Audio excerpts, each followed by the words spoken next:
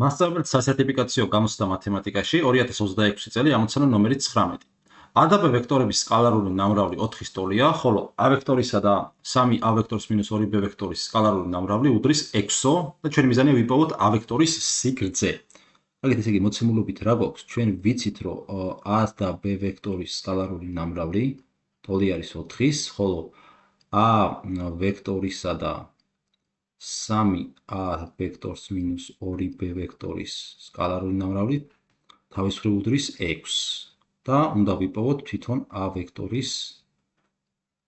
ვექტორის სიგრძე. არის ჩვენთვის უცნობი. კი ბატონო? ხო, ეხლა მოდით ასე მოვიქცეთ, აი ამ ტოლობაში გავხსნათ ჭრილები, რა გვექნება, ესე იგი, ჩვენ აქედან ჩვენ გამოგვივა, ესე იგი, A ვექტორი გამრავლებული 3A ვექტორს მინუს 2B ვექტორი, ეს ტოლი იქნება.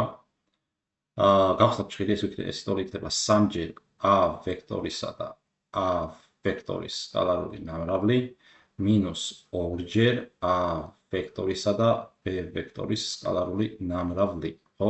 რომელიც ტოლია 6-ის.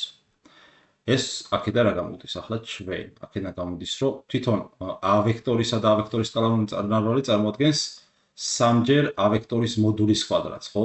მოდულის კვადრატს. ამას უნდა გამოვაკლოთ 2-ჯერ A და B ვექტორის სკალარული ნამრავლი, რომელიც აგერ გითხრეს, რომ 4-ია. ანუ 2-ჯერ 4-ია კლდება. ეს ტოლი არის 6-ის. 3-დანაც 3A ვექტორი უდრის რას? 2-ჯერ 4 8, იქით რო გადავა 14, ხო?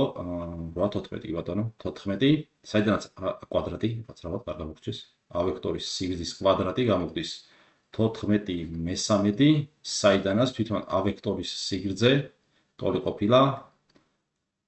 საბოლოოდ რო დავწეროთ, აქედან A ვექტორის სიგრძე ტოლობის ორივე მხარეს ფესვის ამოღებით მივიღებთ, რომ ტოლია კვადრატული ფესვი 14 მე-13-დან. ეს არის პასუხი B.